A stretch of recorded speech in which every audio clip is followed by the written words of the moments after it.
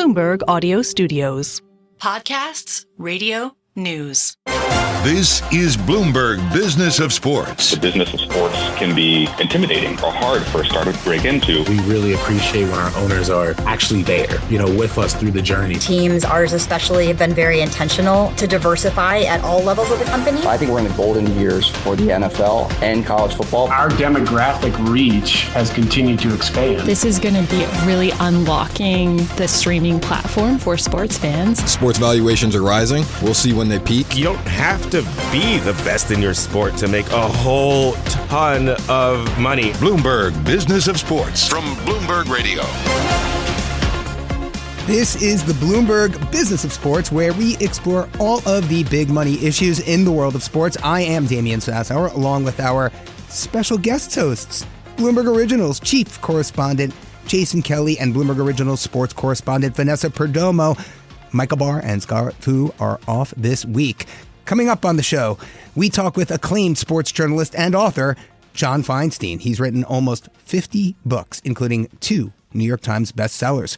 We'll talk with him about his latest work, The Ancient Eight, college football's Ivy League and the game they play today. The one thing I know for sure is the Ivy League's not realigning. They will not. The Ancient Eight will never be the Ancient 10 or the Ancient 6 or what. It will always be the Ancient Eight. The same 8 schools that formed the league in 1954 are the same 8 schools that are in the league today. Plus, fans of Inside the NBA can rest easy. The show will indeed be back next season, but under a new and interesting deal. We'll dive into that as well. That's all coming up on the Bloomberg Business of Sports. But first, we've been following the upheaval in RSNs, that's regional sports networks, including, first and foremost, Damen Sports. We learned that they just got court approval on a restructuring plan that involves a streaming deal with Amazon Prime. To take us through that deal and more, we welcome Bloomberg News bankruptcy reporter Jonathan Randles. Jonathan, tell us what's going on here with Damen Sports.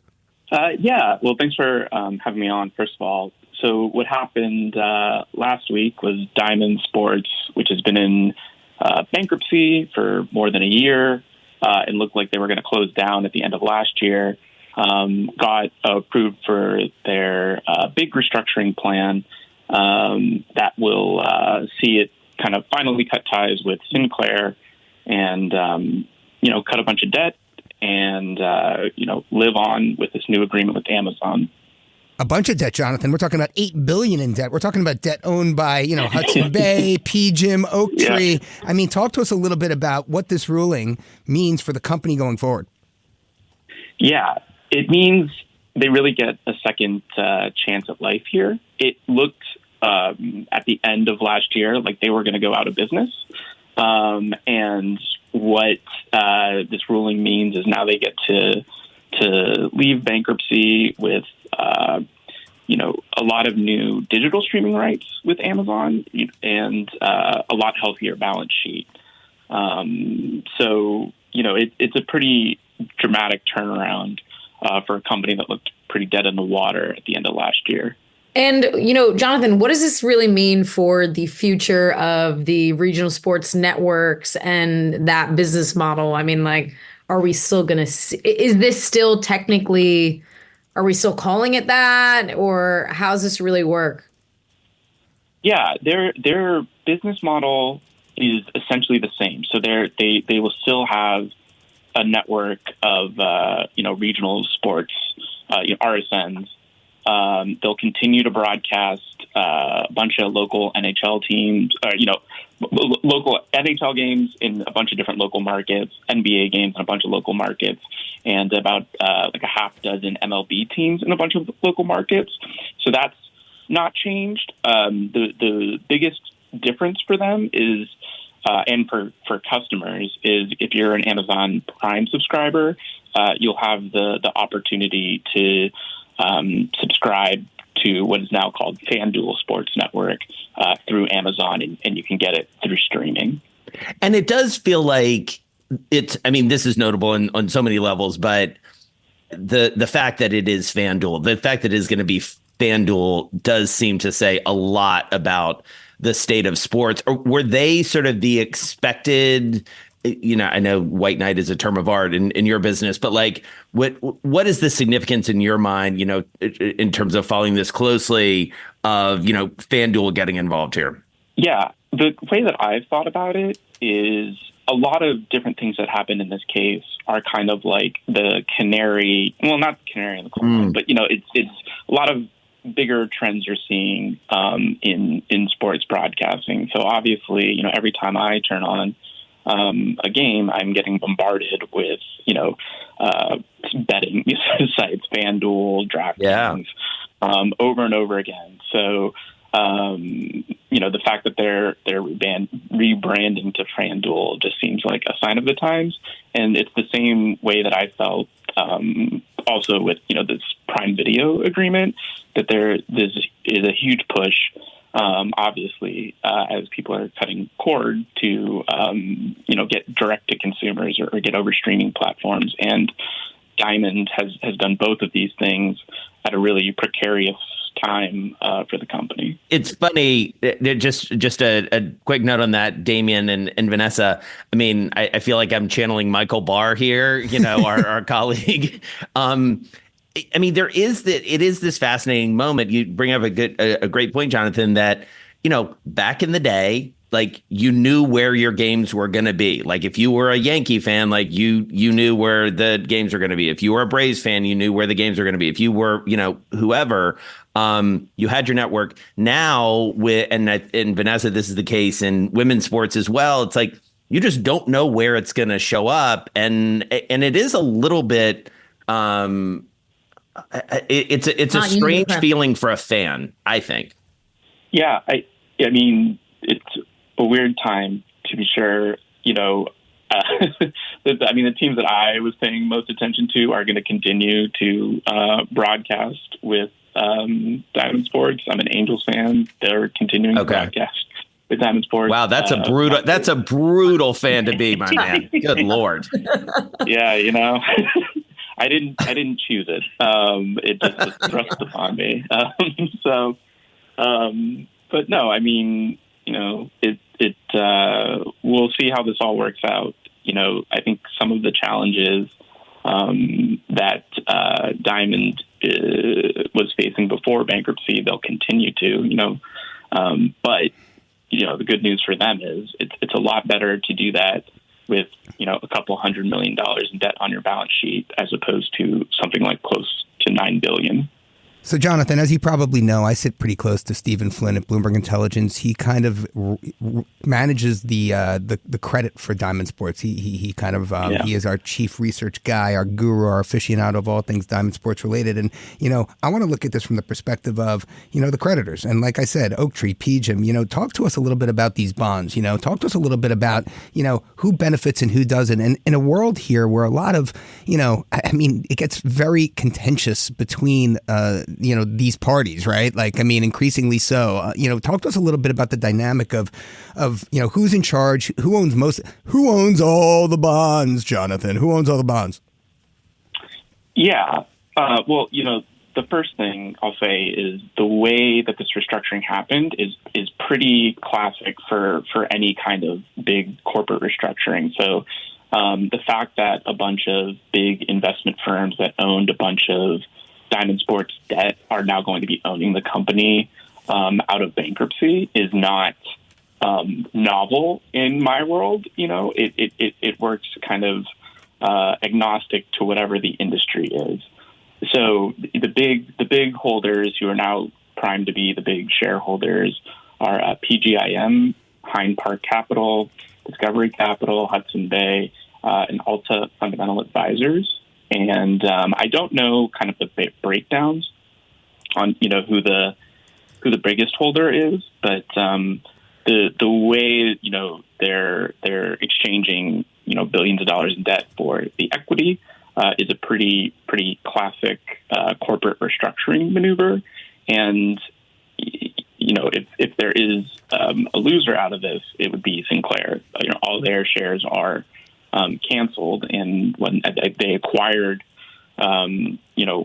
all of the Diamond Sports RSNs in 2019, and here we are at the tail end of 2024 and they're out of the picture. Well, the reason I go there is because, as we know, private equity increasingly, people such as Josh Harris. Here we're talking about Howard Marks of Oaktree. A lot of these very, very wealthy, managers now own their own sports franchises, right? And so I'm curious if there's something, deeper going on here. You know what I mean? Like, these guys know the business, from the perspective of a sports owner, a franchise owner, getting their games aired on whatever platform it needs to be. And I'm just curious, if this is a precursor for, a lot more change in the terms of how, your average consumer, consumes their sports content. What are your thoughts there? I'm still thinking about it. I don't have kind of a firm idea one way or the other about the kind of what I think is like a very key question to the future of all of this. Really all I can speak to and kind of what was emphasized at all the different court hearings was just how good of a deal this is for Diamond. And I do think that it does show that, we were talking, at the beginning about, what the future of RSNs are, is this still kind of the same business? I do think it shows that obviously there's a viable business and there's a lot of money to be made in broadcasting local sports, either digitally or, over linear television. And, just because these things are changing and just because Diamond Sports is in bankruptcy doesn't change that, there's millions and millions of people who are consuming, sports games all over the country. And there's a lot of money to be made doing that. There's one other thing that we haven't talked about, which is kind of interesting, that at least for the NHL and NBA games, they're going to introduce kind of an a la carte option where you can spend, I think it's $6.99 or something. Say you don't want to sign up for an entire season of games, or you don't want to, pay Prime for, the FanDuel Sports, the whole experience. You can buy individual games. So I don't know.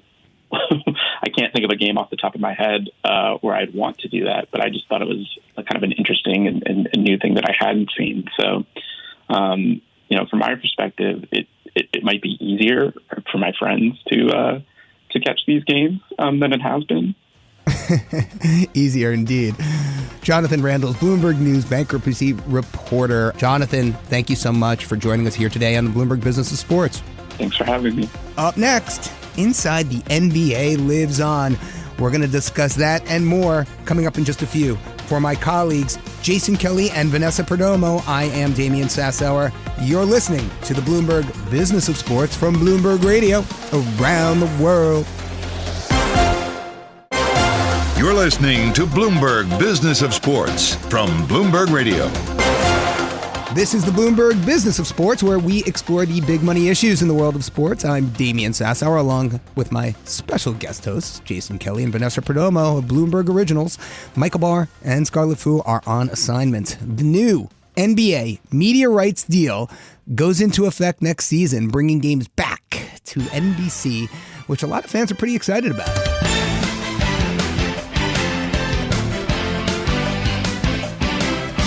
That theme song, courtesy of NBC, will be back.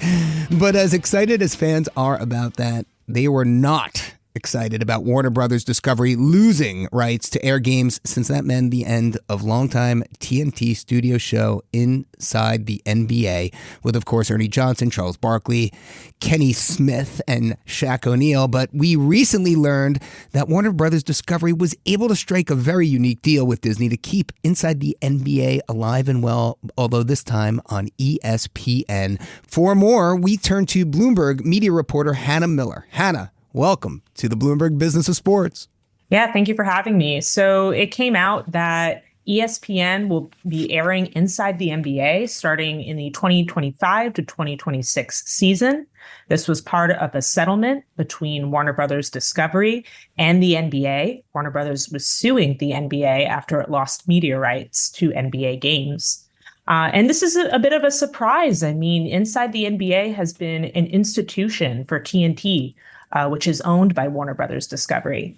TNT will still be producing the show, but it will air on ESPN and even ABC, which are both owned by Disney.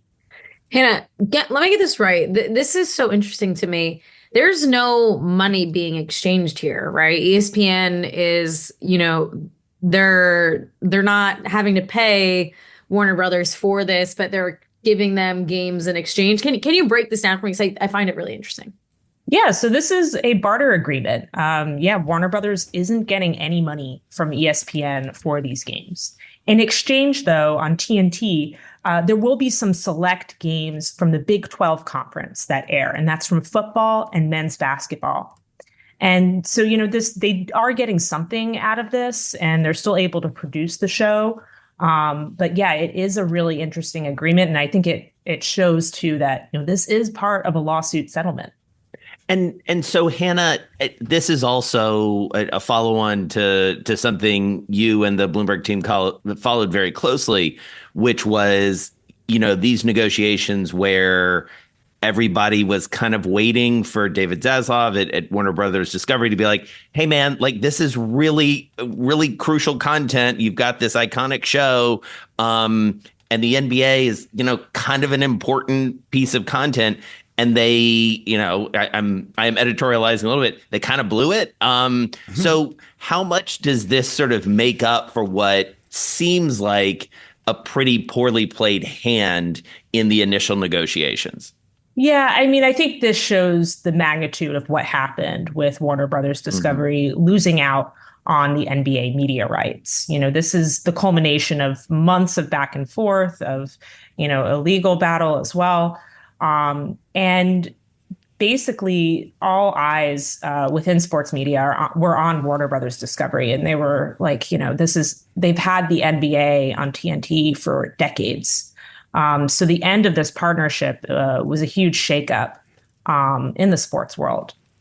And with this plan, Warner Brothers still has some limited content rights. They can use highlights. They're able to air NBA games abroad. But it really is such a watered down version of what they originally had with NBA games and Inside the NBA on their TNT network. So, Hannah, for our financially savvy audience, I just have to define a barter agreement. Guys, a barter agreement is an exchange of goods and services without an exchange of money. I mean, why are we talking to you? I mean, this is the Bloomberg Business of Sports. If no money's changing hands, I mean, what are we really talking? No, I'm kidding, Hannah, but I'm not. Because Charles Barkley, think about back in the old day of here's a chicken for some wheat. I mean, but seriously, Hannah, it's not for nothing, is it? I mean, how much is Warner Brothers paying Charles Barkley and Shaquille O'Neal? I mean, these are huge contracts, no?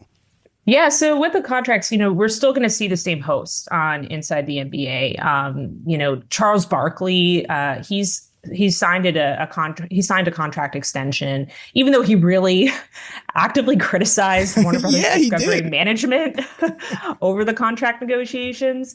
Shaq is an interesting one because his contract actually is up in the near future.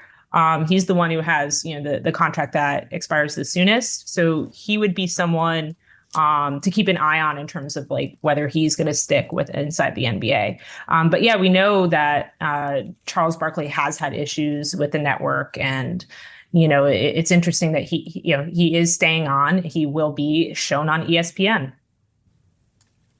And would you say for the games that Warner Brothers are getting to air, these Big 12 college football games and some of the men's basketball games, if you had to put a valuation on what these games are that they're getting, what number would you give that? Do you think that they're getting this deal on? Yeah, I don't want to say a specific number, but I will say it's been reported that these are lower tier games. It's not the most watched games that are going over. And it's a reminder that this, Warner Brothers is getting sort of crumbs here. And they are getting something, though. So that's a victory in itself. A lot of people were waiting to see this lawsuit carry through. It was unclear how strong of a case Warner Brothers had against the NBA. So, I think they're going to look at this and they're like, hey, at least we're getting something. So, Hannah, it's an interesting moment, to say the least, in the world of media rights. and sports specifically. It is widely seen as the most valuable content out there. And, to the earlier point of, WBD just like not kind of getting it right. What happens next in some of the other major leagues? Major League Baseball is trying to figure out its strategy. What can we expect to see in the broader media sports world from your and the team's reporting?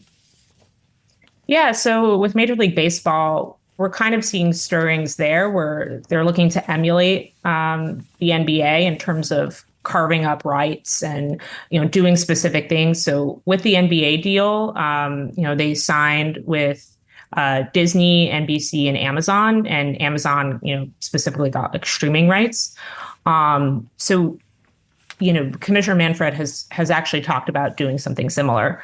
When a lot of the contracts with, the national networks like ESPN, like Turner, are up in 2028. We're also seeing some shifts already when it comes to regional sports networks. So, Diamond, one of the regional sports broadcasters, has been, trapped in these bankruptcy proceedings. We've actually seen teams leave Diamond and go elsewhere.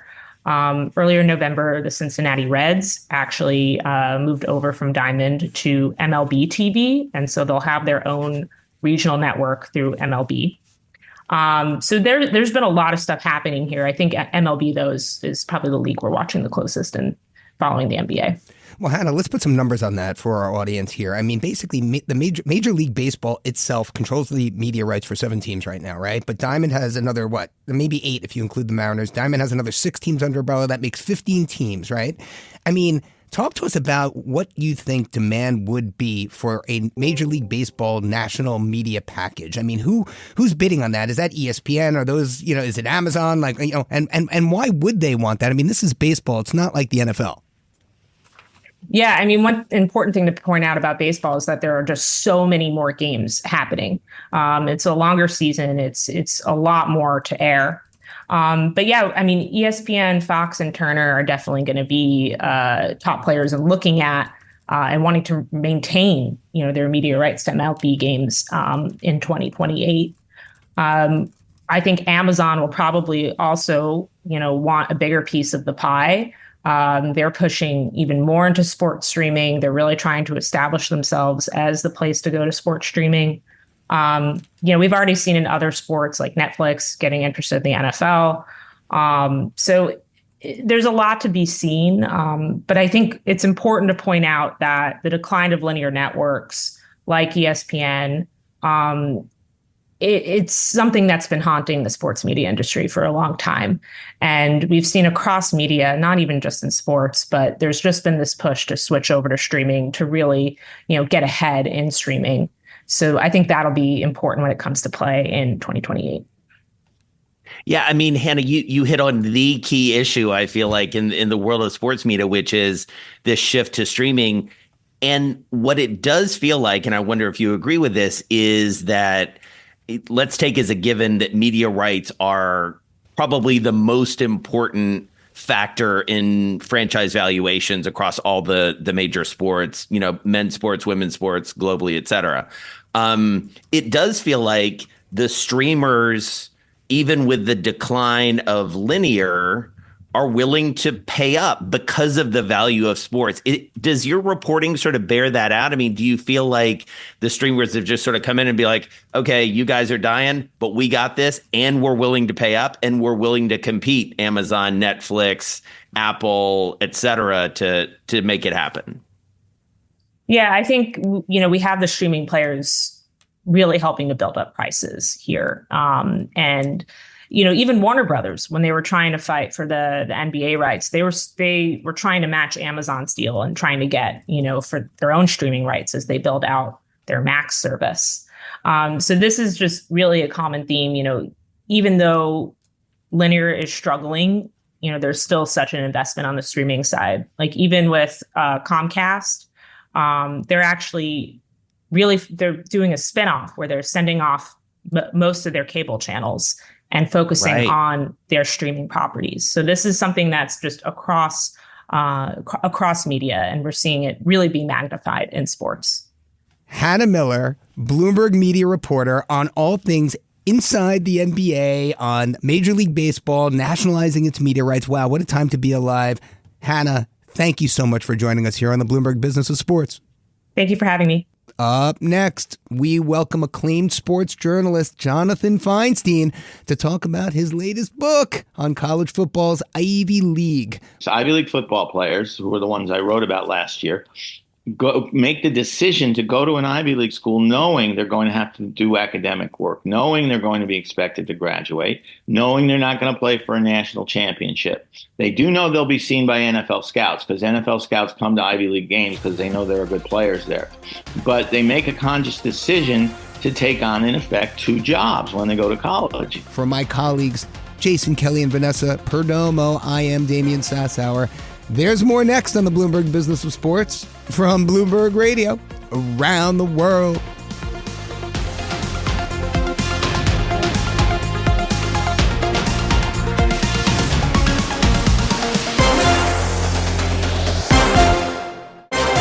You're listening to Bloomberg Business of Sports from Bloomberg Radio.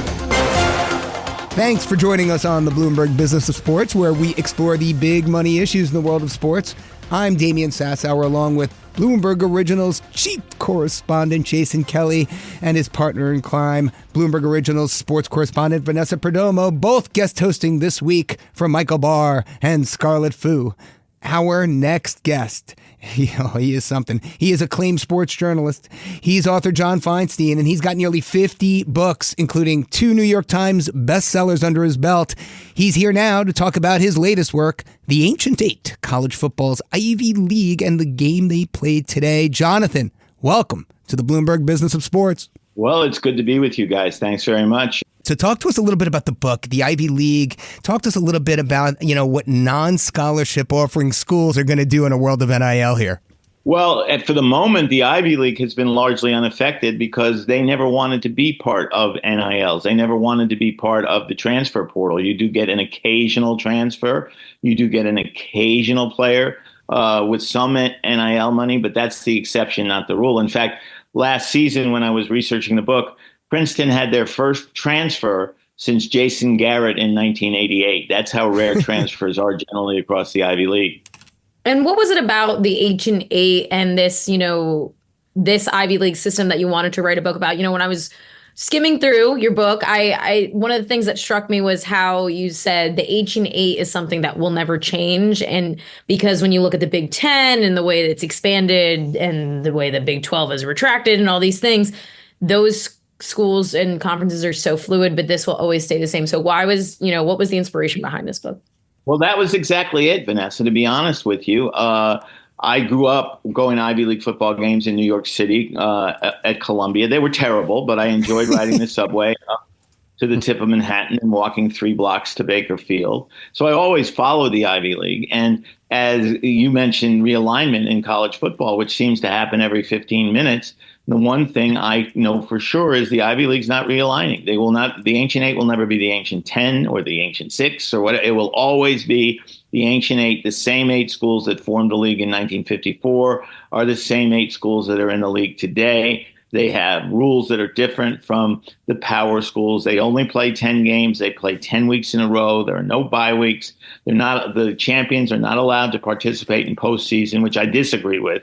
Every other Ivy League sport sends its champion to postseason. Princeton just 2 years ago was in the Sweet 16 in basketball.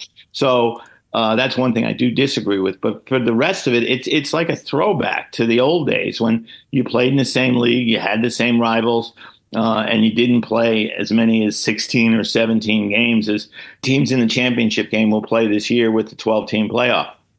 And so, John, let's talk about the playoff and what's happening in the sort of big world of college football. What's the end game here in your estimation?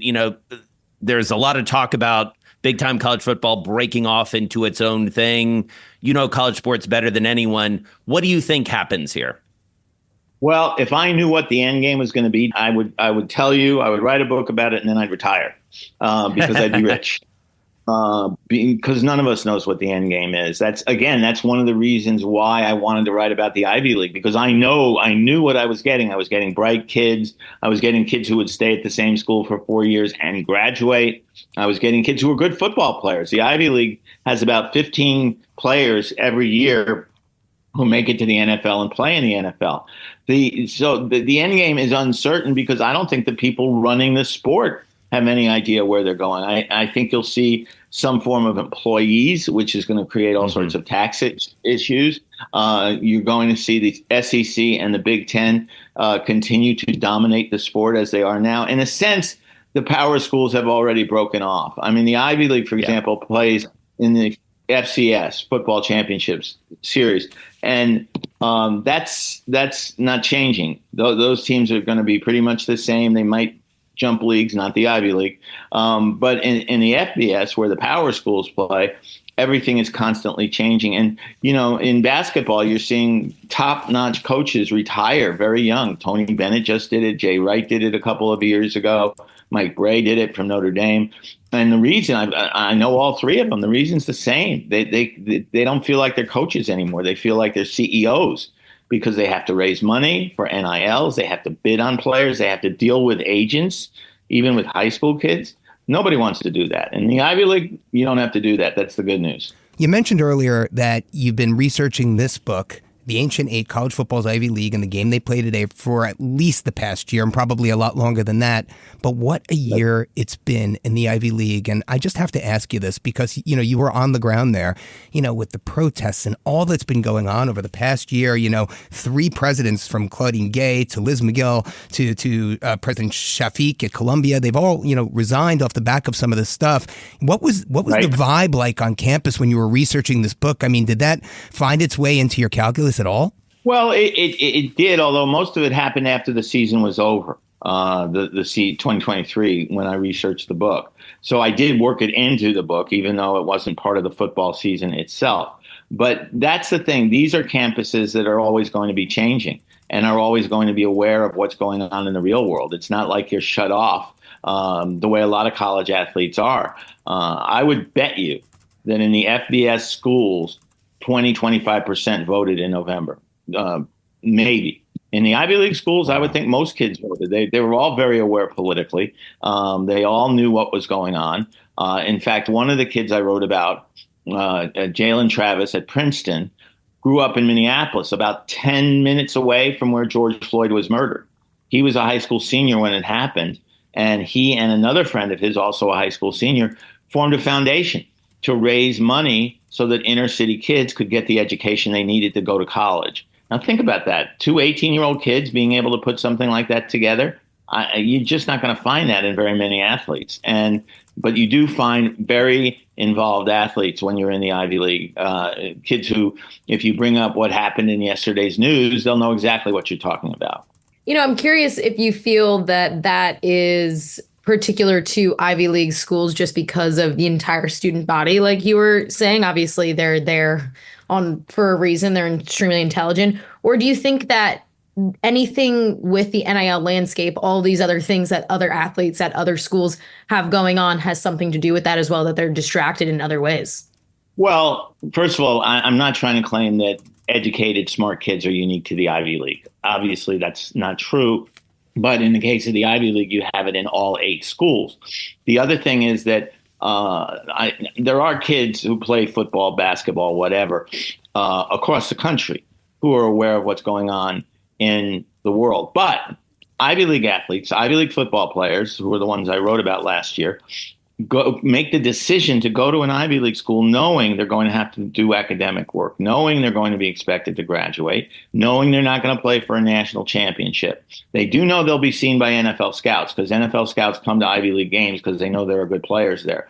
But they make a conscious decision to take on, in effect, 2 jobs when they go to college, classwork and football, because they're very devoted to football. They care greatly about football. They get very emotional about the games that they're playing, just like athletes at the big-time schools do.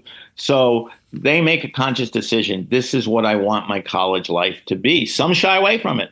Some who are recruited by Ivy League schools say, I don't want to work that hard in class. I want to focus more on my football. And there's nothing wrong with that. And some of them will make it to the NFL and make a lot of money, but a lot of them won't, which is the Ivy League kids, when they graduate, regardless of what their future in football is, which usually is not much, they do have a future on Wall Street, in law school, and med school, whatever you might want to say. And that's why they make the decision to take the harder job, the harder road, by going to an Ivy League school. They know what it's about when they get there. It's so interesting you say that, John, because I was a D1 athlete. I played college soccer. And obviously as a women's athlete and a soccer player, that was just our reality. You didn't have a choice to not be a student and an athlete both. And I always felt this sense of, the men's basketball team and big college football teams, they are at that disadvantage where they can kind of just say, I'm just going to take it easier because it is easier on them. But they have a disadvantage that when they come out of school, they don't have the same opportunities. And I think it's interesting when we're thinking about them breaking away into their own thing. The Power 5 conferences almost seem like it is its own thing already. Do you think that there's a way where they break away, become semi-professional or whatever it is, and how would that affect the rest of the student body? Like, let's say a women's college soccer player at Alabama. Well, I think first of all, we're already there with it's now the Power 4 or 4.5, depending on how you view the Pac-12 at the moment. They've already broken away with the college football playoff. The NCAA has no say over that playoff and who plays and the money that ESPN pays to those schools, which is a lot. So my concern is if the major schools completely break off in all sports, I think the NCAA basketball tournament will be hurt. I think it's good when an Ivy League school like Princeton makes it to the Sweet 16 in basketball. I think that's good for the game, that it's not always, the same power schools dominating, that there are upsets in the first round. And I do worry for non-revenue sports like soccer, where will the money come from if there's a break-off and the total school, not just football program, isn't making as much money as it's making right now. Right now, the TV dollars are just completely out of control. And as long as they are, the non-revenue sports will continue to be funded. But if that ends or if it's cut back, which is more likely, then I think it would be very bad. And it would also be tough on Ivy League schools who, as we mentioned earlier in the conversation, do not have full athletic scholarships. If scholarships are based on financial need, and if that were to happen, it might be more difficult for the Ivy League schools to justify funding those all sports. Not that they don't have the money. They have bigger endowments than anybody, but they don't like to spend their endowments on sports. John Feinstein, sports journalist and author. I mean, a Good Walk Spoiled. I mean, what a book that was. Followed pro golfers Greg Norman and Tom Watson in 93, 94. And we can't forget Season on the Brink, Jason. I mean, where, Feinstein shadowed Bob Knight. Oh, incredible. Bob Knight, the Hoosiers. And look, you gotta pick up the Ancient Eight, college football's Ivy League and the game they play. John Feinstein, thank you for joining us here today on the Bloomberg Business of Sports. Thanks for having me. And I will say dealing with the 8 Ivy League football coaches was a little bit different than dealing with Bob Knight. And that does it for this edition of the Bloomberg Business of Sports. Our special thanks to Bloomberg Originals chief correspondent Jason Kelly and Bloomberg Originals sports correspondent Vanessa Perdomo for joining us. And thank you for joining us as well. Tune in again next week for the latest on the stories moving big money in the world of sports. You're listening to Bloomberg Business of Sports from Bloomberg Radio around the world. And don't forget to catch our podcast on all your podcast platforms.